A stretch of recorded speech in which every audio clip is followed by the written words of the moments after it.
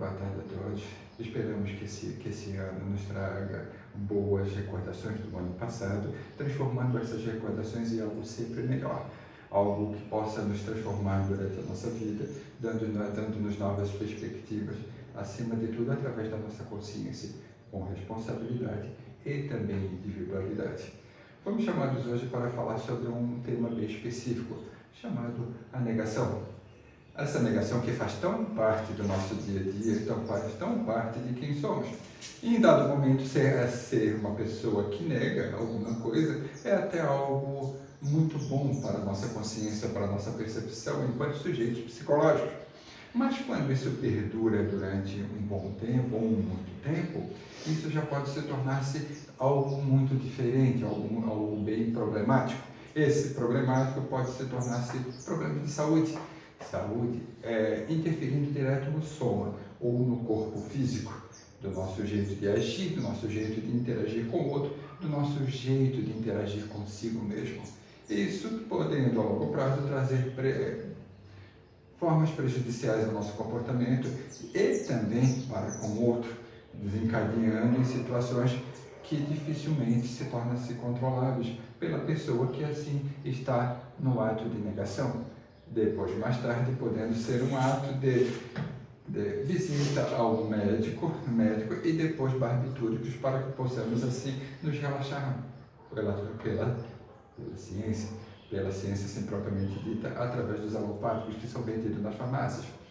Mas, primeiramente, a gente gostaria de iniciar esse diálogo fazendo uma simples pergunta. Já que somos, os seres humanos, somos seres pensantes, e temos a oportunidade de interagir com o outro, temos a habilidade de lidar com o outro, assim se colocando no lugar dele, eu faço a pergunta, assim podemos fazer a pergunta, qual é a nossa maior característica enquanto seres humanos a nível emocional? Rodrigo.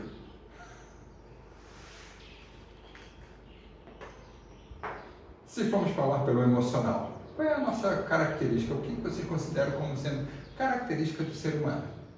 Medo. Medo. Cris.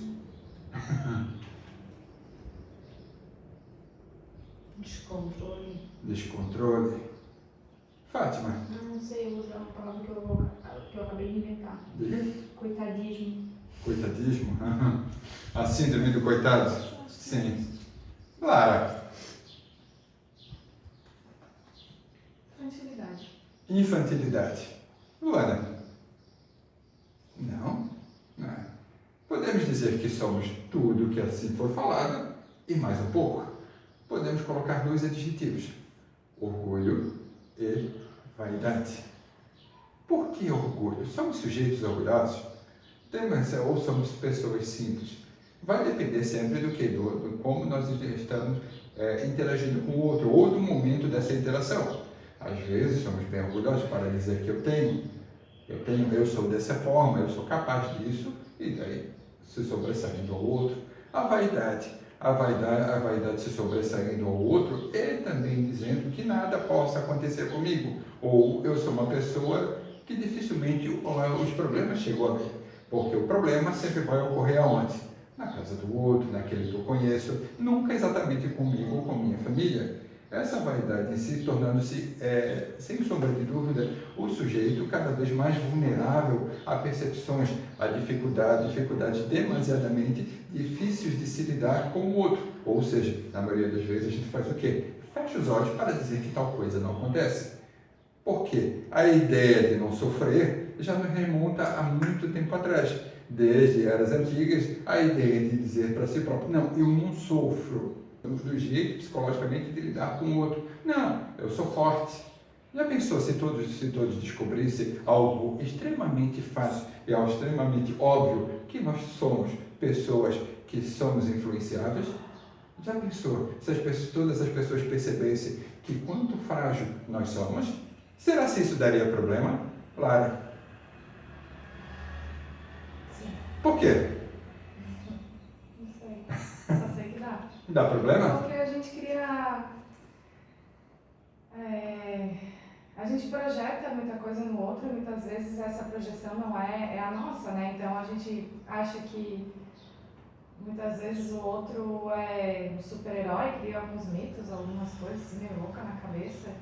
Então, quando tu percebe que aquela pessoa, ou você se percebe a sua fragilidade, é desconcertante, assim. É desconcertante? É desconcertante. A mesma coisa quando tu vê o quão forte tu é, assim, poxa, daquela sensação, né, de nossa, de ó, prazer. consegui passar por isso, consegui vencer. E aí, de repente, quando tu estiver numa situação onde você tá frágil, não tá achando muito... Parece que a gente esquece aquilo que a gente passou, parece que a gente tira aquilo e fica só focando numa coisa só. E aí os outros esperam que a gente reaja, que a gente faça alguma coisa, e a gente nessa reação de sempre estar esperando o que o outro vai achar, a gente começa numa negação. E lembrando que a fragilidade é algo óbvio em todo ser humano. Desculpa, Fátima. Alex, mas parece que ela só é aceita por nós, na minha percepção, posso estar muito enganada, mas parece que a gente só aceita a fragilidade quando é criança. Quando é criança. Né? A gente só aceita que o ser humano seja frágil quando está ali naquela primeira fase da vida, assim. Parece que ali sim. Parece que a fragilidade é só um momento pueril, só infantil. Isso, assim eu entendo. E a minha percepção é enquanto social, né? Eu posso estar enganada. Fátima, já pensou se todas as pessoas percebessem que todos nós somos frágeis psicologicamente? Não. Por quê? Não sei. Por quê? Porque todo mundo teria consciência de si próprio, né? Estamos chegando lá. Na sua percepção, a fragilidade vai te dar o quê? Autoconsciência de quem você é. A percepção de quem você é isso? Sim. Porém depende. Porém depende do quê? Eu não entendi muito bem a pergunta. Vamos lá. É uma coisa óbvia, certo? Que todos nós somos frágeis. Se todo mundo se perceber. Entendeu? Se você se perceber uma coisa, mas se todas as pessoas perceberem que você, ou como a maioria é frágil, enquanto a maioria é frágil, isso mudaria alguma coisa? Eu entendi de outra forma. Eu entendi que se todo mundo se percebesse frágil a si próprio, não em relação a mim, né? Na verdade, eu não estou muito aí, assim, porque estão pensando se eu sou frágil ou não. Mas de uma maneira geral. Social, o que mudaria? O que mudaria para o comportamento social? Se tanto você, enquanto sujeito social, os seus amigos, perceberem que eles são frágeis, mas também os outros são frágeis. A gente ia ver que está todo mundo no mesmo barco, né? Tá por aí. Rodrigo. Melhoraria a aceitação e respeito um pelo outro. É mais ou menos isso que a gente vê hoje, que se uma pessoa que demonstra fragilidade, parece que ela é minimizada, assim, a respeito por ela, assim, tipo uma coisa... E os outros colocam uma máscara como se não houvesse fragilidade, quando tentar não demonstrar onde que está a fragilidade dela, tentando sempre se impor de alguma forma para que essa fragilidade não apareça. Né? Como isso fosse possível, né? É uma ideia de possibilidade, como eu não vou ser frágil, eu não sou uma pessoa frágil. Não, você é. Você é. Agora, se você entende que você é uma pessoa frágil, já é uma outra coisa. A escolha de aceitar ou negar a sua humanidade, você quanto ser humano, que tem capacidades e habilidades e também fragilidades, isso vai depender de cada um. É uma escolha caminhar por uma máscara ou a escolha olhar para si na sua personalidade, na sua identidade. Como você mesmo disse, nos colocaria no mesmo barco, ou seja, daria uma ideia de maior igualdade. Você tem problema, mas eu também tenho. O comportamento social mudaria completamente. Por quê? Você tem problema, eu também tenho. Aquele sofre, eu também sofro. Não nos daria a ideia que eu sou único e o meu sofrimento é maior do que o outro. Isso seria uma nova forma de ver a vida, uma nova forma de se olhar tanto a mim quanto o outro. A ideia de coletividade através do sofrimento é muito interessante nos dias de hoje, porque se você sofre, eu tenho que sofrer parecido com você. A ideia de pertencimento desde o momento de que eu faço parte daquele grupo nos momentos bons, mas eu faço mais parte ainda daquele grupo nos momentos de sofrimento. Esse sofrimento que tem que estar estampado a nível de coletividade, mas não a nível de individualidade. Tem que haver um sofrimento social, não um sofrimento individual. As pessoas têm problemas, tanto eu como qualquer um, em diferentes aspectos, em diferentes patamares. Podemos sofrer, podemos ter problemas sociais, sim, e temos, mas cada um tem uma coisa que é chamada o quê? Emocional. Um jeito de lidar com o outro, um jeito de lidar com os problemas, um jeito de lidar consigo mesmo. Aí faço uma outra pergunta. O que é o emocional? Lembrando que a ideia de perguntar, de responder, trocar ideias, estar no aspecto filosófico, faz parte da doutrina espírita. Quando um fala e o outro só escuta, torna-se aquilo que não há uma aprendizagem, não há uma troca mútua. Quando um fala e o outro só escuta. Agora, quando você fala e o outro responde, pergunta também, façamos o quê? Uma aprendizagem mútua. E assim crescemos o quê? Enquanto individual, como indivíduo, enquanto coletivo. Façamos a pergunta, o que é o emocional? O que é isso na vida de cada um? Pelo menos aqui nesse momento.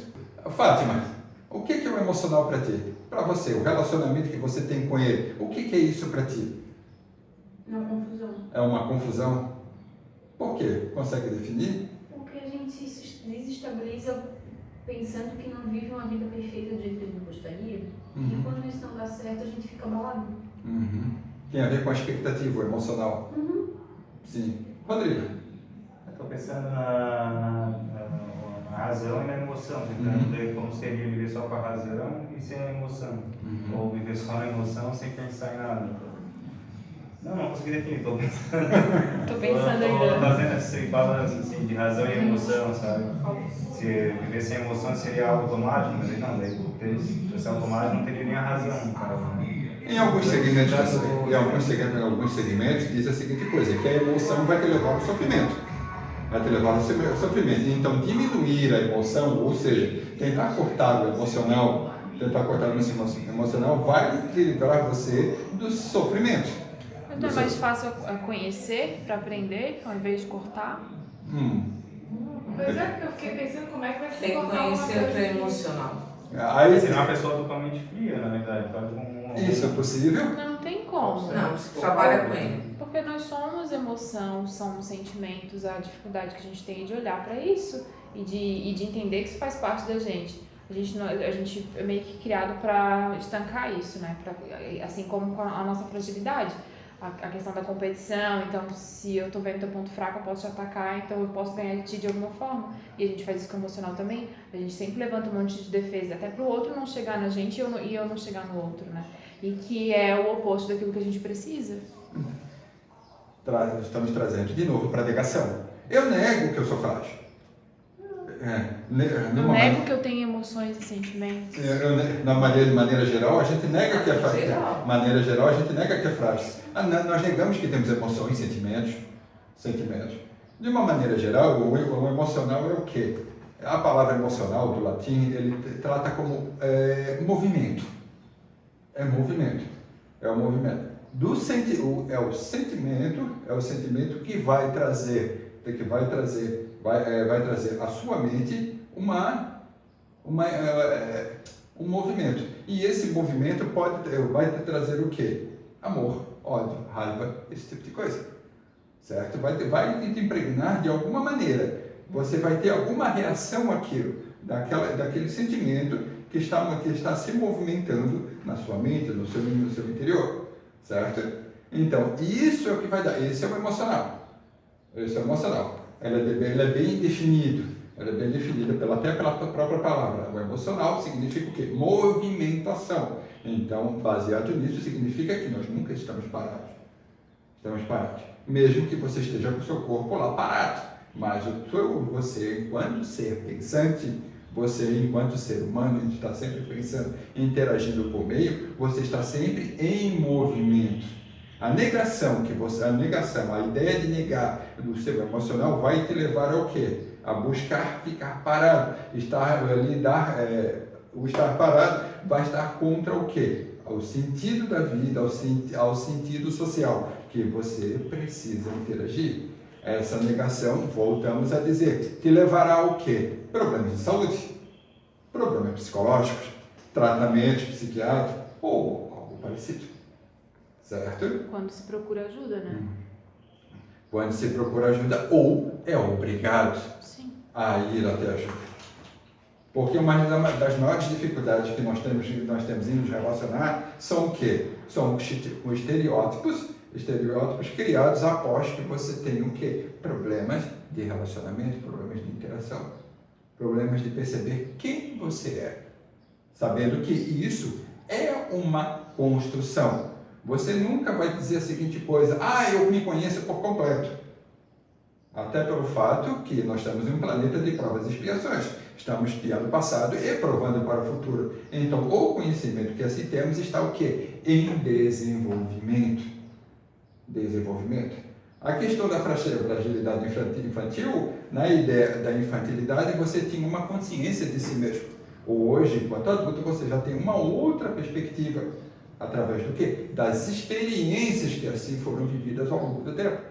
Agora, ou respeitar essa experiência, ou a busca em entender essas experiências que faz parte de você, ainda é um desafio, pelo fato que a negar a sua própria história faz parte do nosso cotidiano. Somos educados de uma maneira ou outra a negar quem nós somos. Então, o respeito pela sua própria história, o entendimento, a certeza de que você já foi e quem você é, seja ele dentro das suas fragilidades ou dentro da sua coragem, daquilo que você tem de forte consigo mesmo. Perceber esses dois caminhos é extremamente importante para uma saúde psicológica, tanto para si e também no relacionamento para o outro. A dificuldade ou a busca que temos por expectativas de ser reconhecido pelo outro por aquilo que nós fazemos, torna-se, acima de tudo, que uma fragilidade de lidar consigo mesmo, de quem nós somos. Essa dificuldade é estampada a cada dia em nossos relacionamentos sociais. Da ideia de se vestir. Eu sou assim. Aí chega alguém, mas tu faz assim mesmo? Será? De uma pessoa que olha um pouquinho só para o seu comportamento, olhando de quem você é. Quando se fala alguma coisa, ele entendeu, essa pessoa entendeu que eu sou frágil, essa pessoa entendeu que eu tenho um meu lado emocional aflorado. Então, esse emocional aflorado, com essa pessoa que conseguiu enxergar um pouco sobre ela, pode criar o quê? Um grande abismo. Porque eu preciso me preservar, mas me preservar no quê? Eu preciso preservar o que na minha vida? O que nós preservamos tanto? Por que lutamos tanto para nos preservar? Aí pergunto, o que nós preservamos a si mesmo? Lara? Eu não estou muito boa com as palavras. Fale do seu jeito. O que é para falar? Não é falar. Eu estou fazendo a pergunta. O que quer saber? Por que lutamos tanto? Nós lutamos tanto para preservar o que em nossas vidas? Lutamos para preservar o quê? O que nós preservamos? Porque de uma maneira ou outra, nós estamos numa luta desenfreada para o quê? Para nos preservar, certo? Precisamos preservar. Do quê? Do lado emocional, negando o emocional, negando as nossas fragilidades. Deixa eu só perguntar o que a gente está escondendo? Isso seria para terapia. Isso seria para terapia. Terapia cheia. O que lutamos tanto para preservar? Nós preservamos o quê? É nosso mental, naquele momento que estamos ali sozinhos. O que nós preservamos tanto? Não sei. Não sabe? Eu não estou conseguindo raciocinar, não estou conseguindo prestar atenção no que você está falando. Vamos lá, para ficar mais claro. Quando uma pessoa diz assim para você, você está feliz? Vou dizer claro que sim. Claro que sim. Por quê? mesmo estando ou não estando, você vai dizer a mesma coisa. Isso. Você está preservando o quê? A imagem. Eu ia dizer intimidade, mas não é essa a palavra que eu quero dizer. Eu tô preservando o que eu tô sentindo, preservando minhas emoções, meus sentimentos. E também porque já é meio lógica, né? Quando a gente pergunta isso, você tem que falar assim. Já é condicionado. Aí tá, você falou uma palavra, nós estamos condicionados a dizer que sim, mas não significa que é isso que nós sentimos. Muitas vezes você pergunta, você está feliz? Estou, mas eu estou numa correria danada, eu não paro, não tenho dificuldade de falar com a minha família, não tenho condições de arrumar nenhum tempo para meu filho, ou para minha filha, mas eu estou feliz. Mas será que isso não é porque a gente tem medo de ficar isolado? Porque ninguém é muito, assim, vamos ser bem sinceros. A gente já não tem muita paciência com o sentimento da gente. Eu tô falando gente que eu tô botando no meu saco. Aí tu vai ficar ouvindo o problema dos outros ainda? Não é todo mundo ter essa paciência, não. Não, mas aí se alguém pergunta, tu tá feliz, a pessoa começa, não, tô com problema disso. Tu vai vazar, tu não vai querer ouvir. É verdade, gente. Ninguém quer saber do outro. Tá, essa é uma ideia de pergunta. Mas falar, por exemplo, amigo, oi, tudo bem? Como você está? Vai dizer, não tô bem, tenho isso, tenho aquilo. O outro vai dizer, ou ele vai estar 10 vezes pior que tu. Ou vai começar uma competição. Ou então, alguém vai dizer, olha só, agora, tô com pressa, vou perder o ônibus, ou tô com pressa, tem que pegar o horário e tal. E vai, por que? Vai dar um pé. Ninguém quer escutar muito outro, não. Ninguém tem muita fim. É bem por aí. Nós não queremos escutar o outro. Nós não queremos realmente escutar o outro. O ato de escutar o outro é uma dificuldade. Mas o que é isso de preservar? Você está preservando o quê? A sua zona de conforto. Isso. Você preserva literalmente a sua zona de conforto. Mas o que tem nessa zona de conforto tão importante que faz você esquecer de si mesmo e negar quem você é? E negar a sua própria história. Negar que você já fez coisas não muito devidas, não muito legais. Negar que você já teve pensamentos que não estão muito condizentes com a moralidade. Negar a si mesmo que você mudou, que você não é mais aquela pessoa que cometeu atos, pelo menos no seu psicológico, ou teve vontade de fazer, que você mudou, que você hoje é uma pessoa que está mais em paz, que você hoje consegue perceber mais você mesmo. O que nos faz negar tudo isso? Que são atributos verdadeiros, que são formas de desenvolvimento, formas de se encontrar a si mesmo. Extremamente edificantes para o bom comportamento e saúde, tanto biológica quanto mental. O que nos faz negar a isso? É a zona de conforto. Mas o que tem lá que te deixa tão assim? Conforto? O que tem lá? Rodrigo? Pensei no ego, a vaidade, não querer demonstrar um problema, uma coisa que tu viveu. Às vezes, como ela falou, as pessoas não querem ouvir o teu problema. Não querem. Então, é como ele falou, eu penso num todo, tentar não passar para o outro o que tu está assistindo. A minha zona de conforto é essa, eu também. Pode sentar, fica à vontade. Eu posso estar com todo problema que tiver no mundo. Mas a zona de conforto é essa, me proteger. Mas aí que tá. Eu me protejo nessa zona de conforto para quê? Quem é que está correndo atrás de mim? Quem é que está querendo me fazer mal? Não perturbar o outro. Não, aí que está. Não quero o perturbar tem tudo a ver com eu mesmo fazer comigo mesmo isso. Eu sou o meu maior inimigo. Mas eu vou estar incomodando outra pessoa. Não, é que veja só.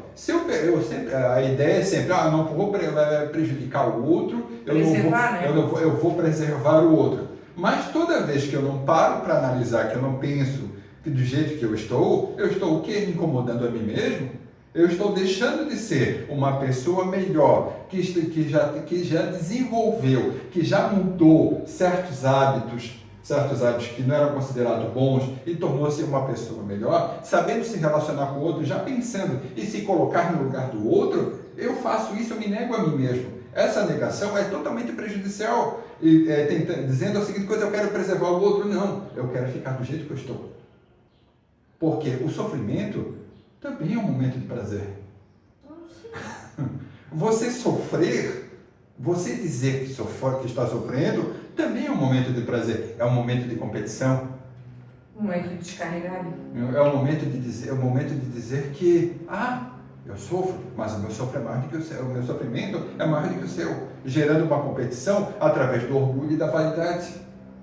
Porque competição, nós nunca pensamos em uma competição edificante. Por exemplo, quem é que possa ter um pouco mais de paz? Quem é que possa fazer um pouco mais de caridade?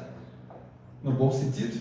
Quem é que está exercendo mais a palavra de Deus? Quem é que está pensando no Evangelho e fica tentando fazer o bem ao outro?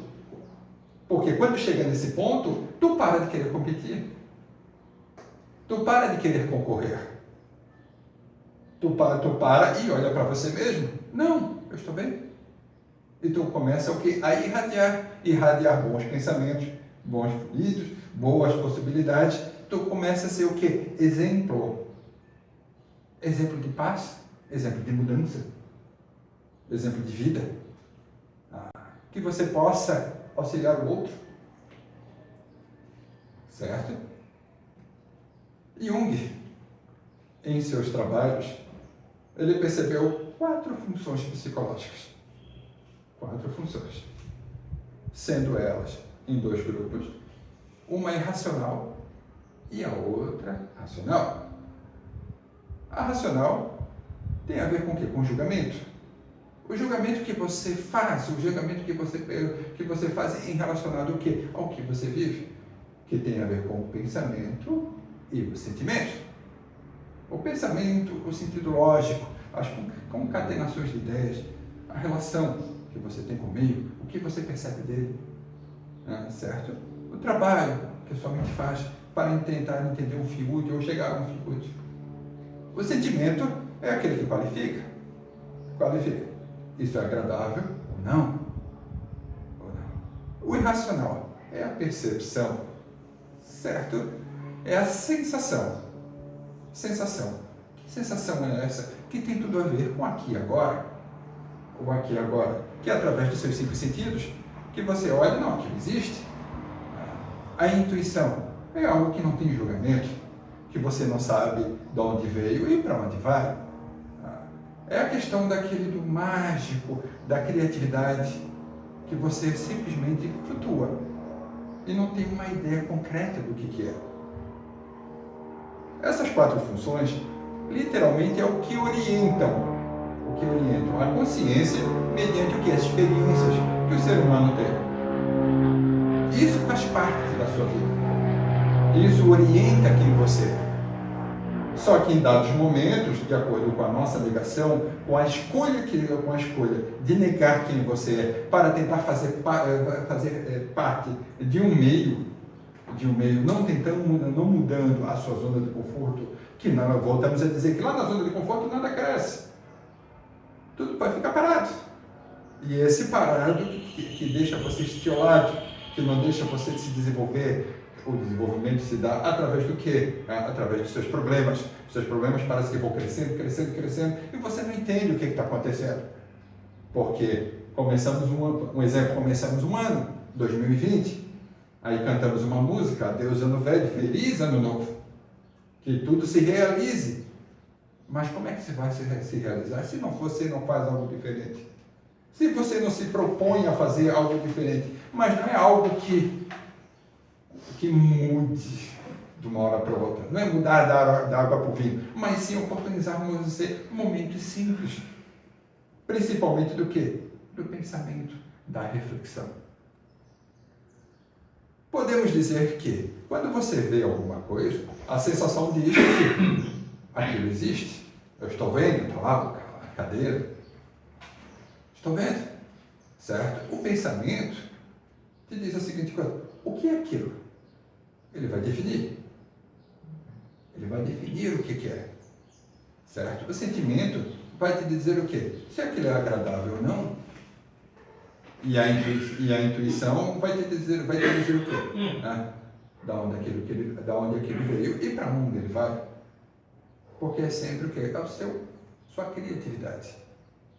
Segundo Jung, dessa forma que nós relacionamos com as experiências. Quando você vai para a negativa, de uma forma ou outra você quebra.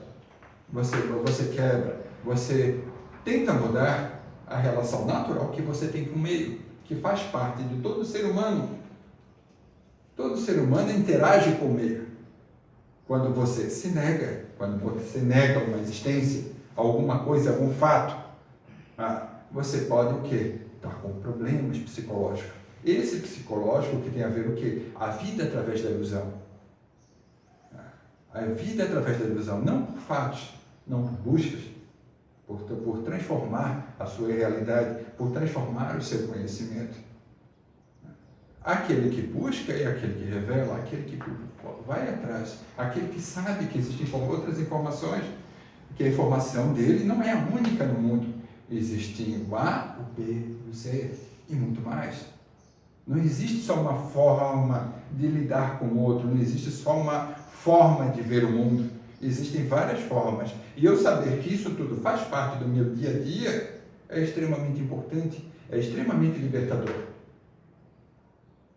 Que possamos, daqui por diante, diminuir a negativa de quem somos. Podemos, daqui por diante, saber que nós temos, como Jung falava, sobre a sombra, que são os nossos maus pendores, as nossas dificuldades, que isso faz parte da nossa história. De você abraçar a sombra e dizer o seguinte: vou começar a me relacionar com ela, relacionar com as minhas dificuldades, essas dificuldades que fazem parte da vida de todo mundo. O não olhar para isso tenta trazer o quê? Uma vida só de rotinas.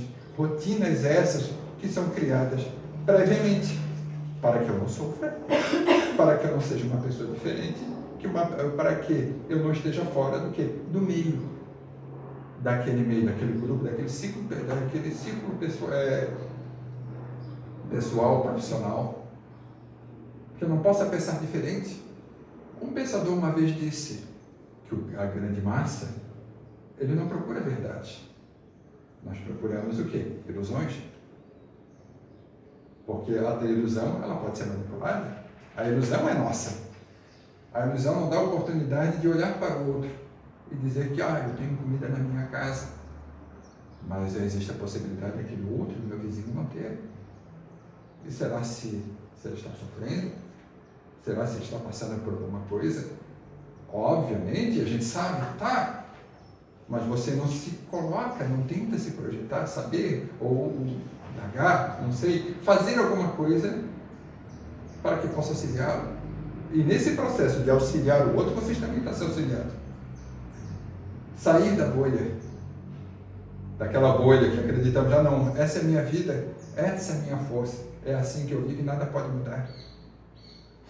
Aí daqui a pouco dá uma enchente, a chuva acontece de uma hora para outra, a água entra na sua casa, enche, não, minha vida acabou.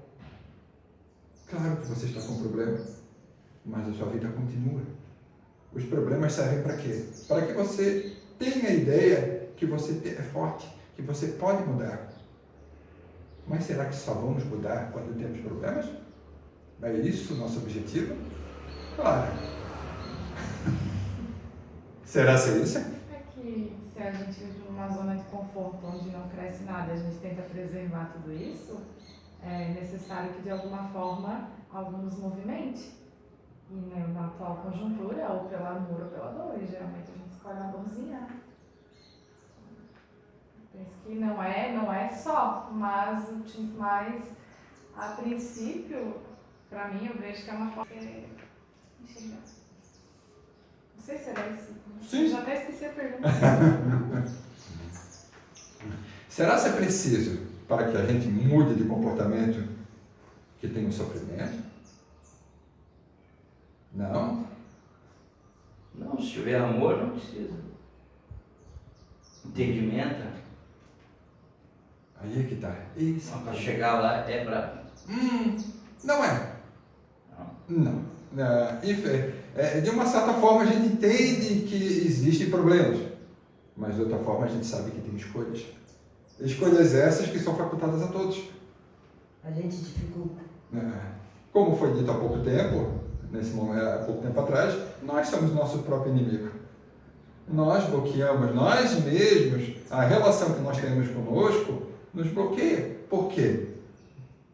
Porque você perceber da sua fragilidade, né, que você é um sujeito ainda em desenvolvimento, você tem dificuldade, me parece que é algo prejudicial no relacionamento com o outro e consigo mesmo.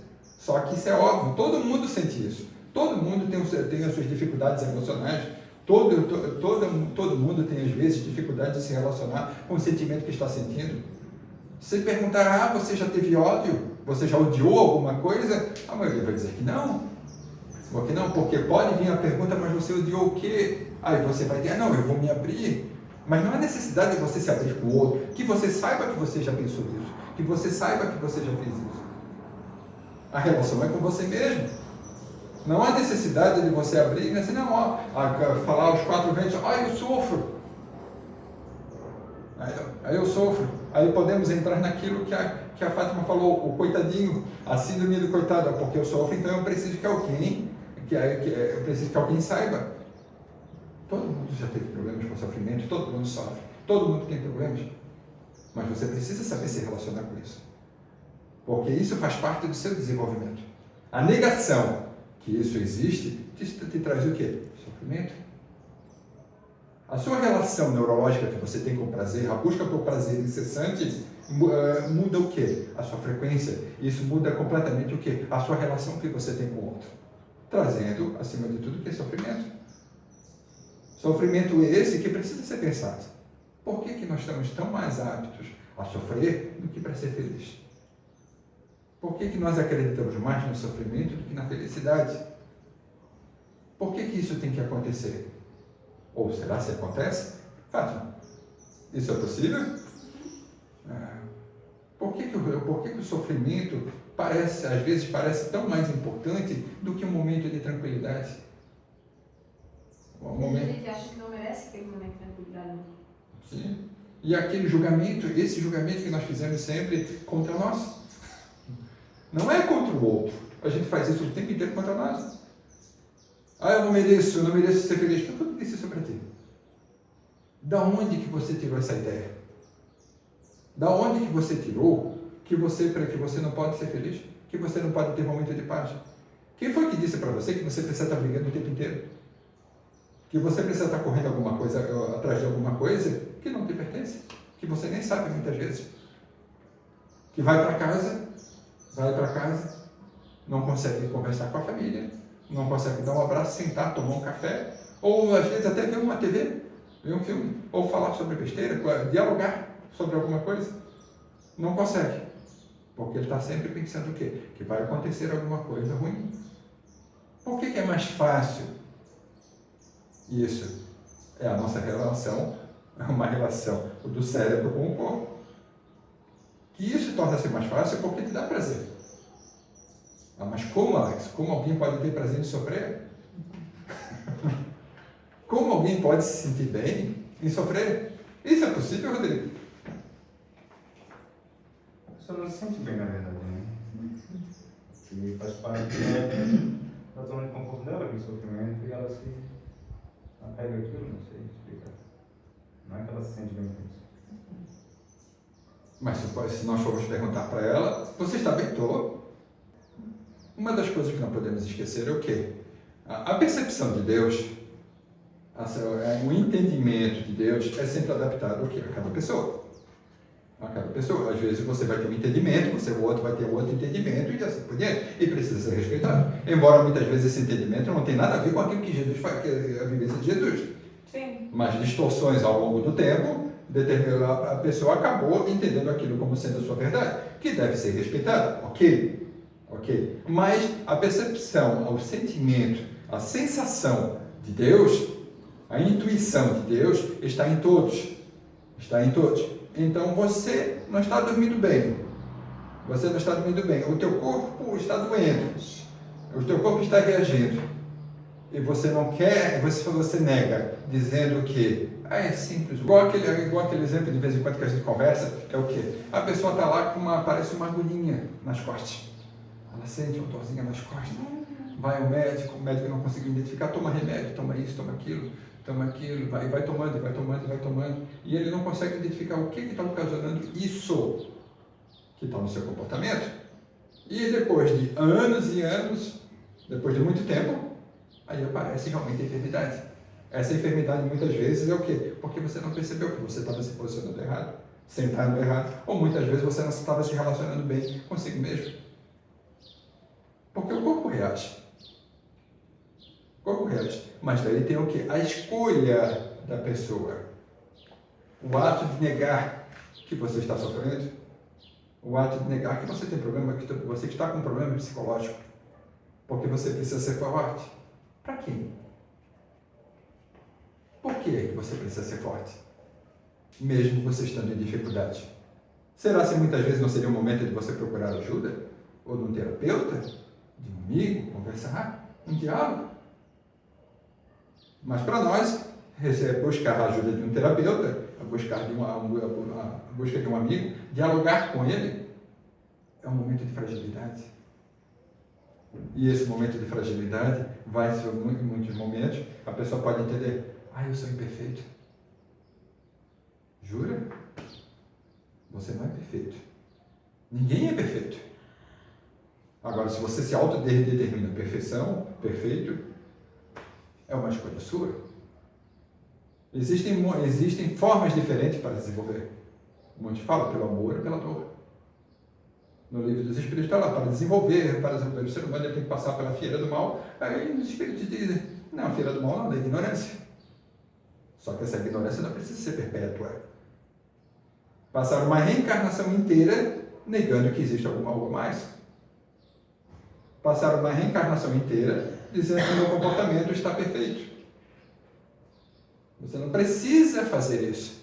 Você o faz por quê? Pelas suas escolhas, pela sua rebeldia, pela sua teimosia. Lidar com o sentimento, lidar com o emocional. Hoje, se você entrar na internet, já existem várias coisas lá explicando sobre isso. Você entrar na internet, Marcial, dificuldades emocionais, vai ter lá.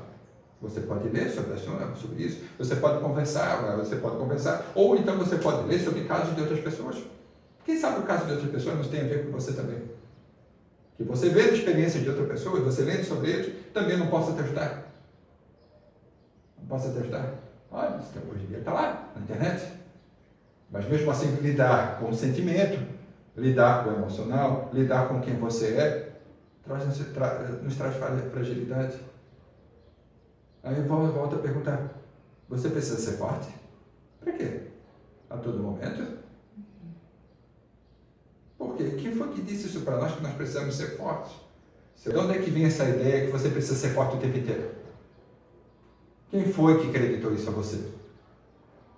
Quem foi que endeusou você, dizendo que você precisa ser um sobre-humano?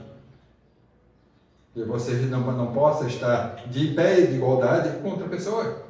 Que você precisa estar sempre superior a ela? Para quê? Por quê? Quem foi que disse isso para você, se não você mesmo? Que você mesmo que criou esse estereótipo para você? Essa ideia, que eu preciso estar sempre o quê? Acima? Aí se for perguntar, estás acima de quê?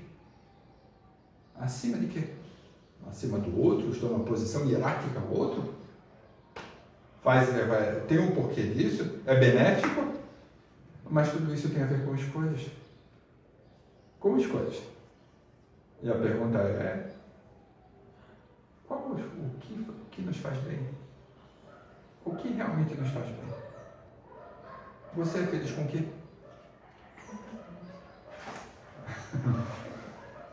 O que você é feliz? Claro, o que te traz felicidade?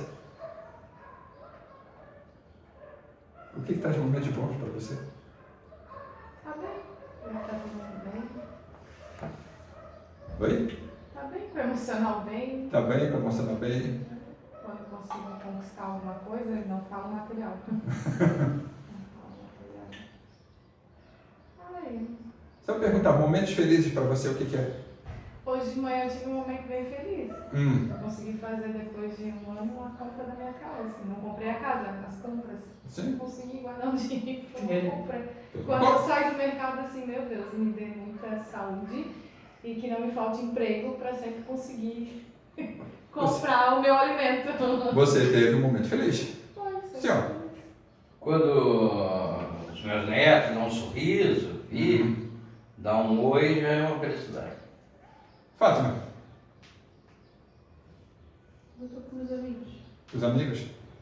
Senhora, Meus netos. seus netos? Rodrigo, Hoje o momento feliz é com o meu filho. Cris, Família. família. Eu particularmente tenho momentos felizes comendo pipoca. Também. Ah, tudo, né? Vendo uma televisão, eu gosto muito. Brincar com meus cachorros. Brincar com meus cachorros. Passarinho. Brincar com... Olhar, Quando o passarinho canta, eu já fico louco de feliz. escutar o barulho da chuva. Barulho da chuva. E é ótimo. Quando não é tão... Cheirinho da chuva. Quando não é torrencial, que daí a gente percebe que pode estar o quê? Incomodando, ou tendo, outra pessoa tem problemas. Quando tem o sol, mesmo sendo aquele sol sufocante, Todo amanhecer, né? embora às vezes deixe sem respiração, mas me sinto feliz, porque eu estou sentindo isso, eu estou sentindo isso. Ver uma criança sorrir, ver minha filha sorrir, estar com a família, estar com os amigos. Ou seja, para mim, são momentos simples. Simples. De eu poder estar sorrindo, de eu estar com saúde, de eu ter uma casa. Isso me deixa feliz. Porque é momento simples. Por que momentos felizes eu tenho que estar o quê? Numa pizzaria, eu tenho que estar com um carro novo, ou eu tenho que estar com alguma coisa material. Para quê? Por quê? Quem foi que te colocou isso? Foi você mesmo. É a sua ideia de pertencimento. Que eu tenho que pertencer, muitas vezes, a uma classe social. Esquecendo que eu sou ser humano, que eu tenho problemas, vulgarmente chamado de defeitos, muitas vezes, e tenho atributos, que sou uma pessoa normal. Tenho dores, de vez em quando estou sorrindo, ainda que, às vezes, quando você está sorrindo demais, para muitos você está incomodando, mas é você sorrir, é você estar bem, sabendo que você tem problemas, sabendo que tem coisas para melhorar, que você nem sempre foi essa pessoa que você é. Eu falo por mim, nem sempre foi essa pessoa que busca o que fazer melhor. Elencar prioridades, pessoal. Esse é o grande objetivo. Elenque prioridade. O que é importante? O que é importante para você? O que é importante? Elenque prioridades. Tu quer ser feliz? Não está bem? Então coloque algumas prioridades. Eu preciso sorrir mais. Pense no futuro, eu preciso sorrir mais, eu preciso fazer alguma coisa de sair da rotina. Olhar o outro na sua simplicidade, saber que estamos em pé de igualdade, que somos iguais. Buscar fazer caridade. Mas eu não tenho dinheiro para comprar tal coisa. Mas não, você pode dar um sorriso, dar um abraço. Você tem uma infinidade de coisas para fazer. Você pode fazer muitas coisas no seu dia a dia. Agradecer pelo seu problema, pela dificuldade que você tem. Agradecer como você está, se você está bem. Agradecer aquilo que você tem. Que você só pode mudar alguma coisa a partir de você. Você não tem como mudar alguma coisa a partir do outro. Se eu parto pelo outro, eu estou esquecendo de mim mesmo.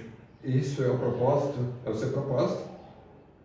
Embora de uma forma geral, nós acabamos fazendo isso em muitos momentos, mas a consciência que nós podemos fazer diferente não te limite nada. A ideia do caminho feliz é trazer o quê? Existe essa informação, mas existe essa outra aqui também.